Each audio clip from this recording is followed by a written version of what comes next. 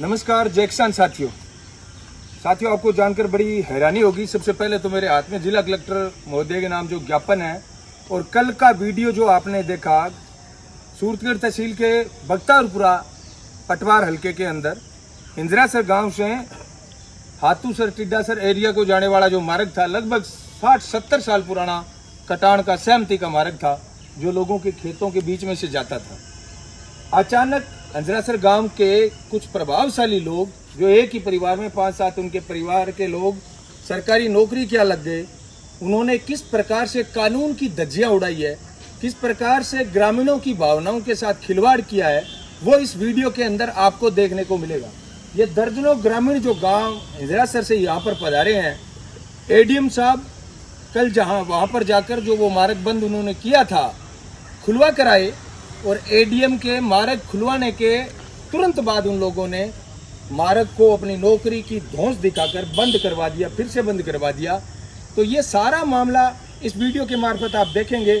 साथ ही साथ अभी पंचायत समिति के अंदर जो मीटिंग चल रही है, उस मीटिंग के अंदर सारे अधिकारी है, इसलिए हम थोड़ा सा इंतजार कर रहे हैं। फिर उपखंड अधिकारी के हाथ से ये ज्ञापन है वो जिला कलेक्टर महोदय को भिजवाया जाएगा। लेकिन इस वीडियो के माध्यम से मैं आपको वो बातें बताना चाहता हूँ कि कुछ लोग अपनी नौकरी को सब कुछ समझकर किस प्रकार लोगों को धमकाते हैं, किस प्रकार कानून को धत्ता बताकर एक प्रकार से व्यवस्था को ठेंगा दिखाते हैं, वो सारी बातें इस वीडियो के अंदर आपको बताऊंगा।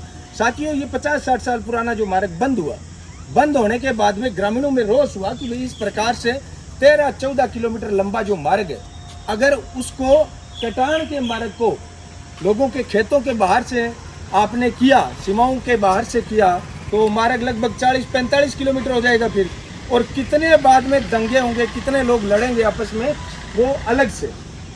तो ये जब बातें चली, लोगों ने, ग्रामीणों ने वहाँ पर धरना दिया, मैं खुद वहाँ पर गया। तो उसके बाद में कल कलेक्टर साहब ने एडीएम साहब को वहाँ पर भेजा। मौके पर एडीएम साहब ने पहुँचकर वहाँ पर उन लोगों को समझाया, बार बार चेताया कि आप इस मार्ग को ना केवल खोलोगे बल्कि भविष्य में अगर बाद में आपने फिर से इस मार्ग को बंद किया तो आपको कानूनी कार्रवाई से गुजरना पड़ेगा। ये कहा। बावजूद इसके आप जानकर हैरान रहेंगे कि उस परिवार के अंदर देवेंद्र पुत्र जगदीश जो प्रथम श्रेणी लेक्चरर है, केसराराम पुत्र चंदूराम जो ग्राम विकास अधिकारी है पुगड़ में, मनीराम पुत्र चंदूराम जो खंड विकास अधिकारी है लूणकंसर में, इन्होंने एडीएम साहब के जो आदेश थे उन आदेशों को सिर्फ मौखिक आदेश का कि कहने से क्या होता है, कुछ नहीं फर्क पड़ता। उन लोगों को मैं चेतावनी देना चाहता हूँ, विवेकशील विचार मंच पर वीडियो में एडीएम साहब ने जो बातें कही है ना, तो वो लिखी बराबरी है। आपको हर जगह वो बातें सत्यापित हम करेंगे कि एडीएम साहब ने क्या कहा था, क्या नहीं कहा था।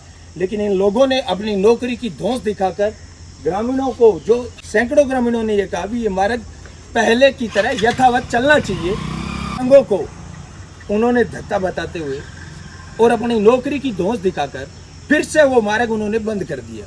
अब ग्रामीण सूरतगढ़ बता रहे हैं, इस प्रकार से तो वो चलने ही नहीं देंगे किसी को।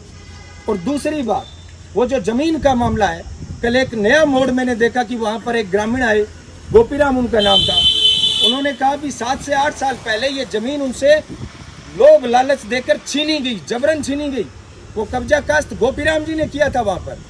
उन्होंने 2 तड़बान भी लगवाए थे उस जमीन पर, लेकिन बाद में उनको झांसे में लेकर जबरन वो जमीन छुड़वाई गई। और जो मैं बार बार कहता हूँ कि छत्तीसगढ़ की तर्ज पर सूरतगढ़ में जो हजारों बीघा जमीन अवैध नियमों को ताक पर रखकर इन लोगों ने नाम करवाई है, उनमें इस प्रकार के लोग, ये मनीराम जी जैसे लोग, केसराराम जी जैसे लोग, ये वो प्यादे होते हैं जो सबसे पहले जमीनों की खरीद फरोख्त में आगे आते हैं। तो वो एक अलग डिमांड है कि उसकी हम तय तक जाएंगे कि किस प्रकार से लोगों से ये जमीन हड़पने का काम करते हैं। लेकिन फिलहाल इस मार्ग के अंदर अगर ये लोग समझते हैं कि हम ही कानून है, हम ही कोर्ट है, हम ही कलेक्टर हैं, हम जो चाहेंगे वो करेंगे, तो इन लोगों को भारतीय कानून भी सिखाएंगे, संविधान का भी पता चलेगा। और यहाँ के सूरतगढ़ के प्रशासनिक अधिकारी, चाहे वो एडीएम साहब हैं या एसडीएम महोदय हैं, उनको भी हम कहना चाहते हैं, आपके पटवारी ने फोन बंद करके इस मामले से पल्ला झाड़ लिया होगा, लेकिन आप इस मामले से पल्ला नहीं झाड़ सकते। ये जो सैकड़ों ग्रामीण खड़े हैं, ये उस मार्ग की जो व्यथा है, समस्या है, उससे पीड़ित है एक प्रकार से। आज लगभग 5 से 6 दिन हो गए वहाँ पर उधर जो पशु है उन पशुओं को ना पानी पिलाने के लिए वहां से व्हीकल निकल रहे हैं, ना गांव में जगह पशु है बन जो हरियो चारो आना चाहिए बे आ कौन पा रहा, मार्ग पूरी तरह ठप है।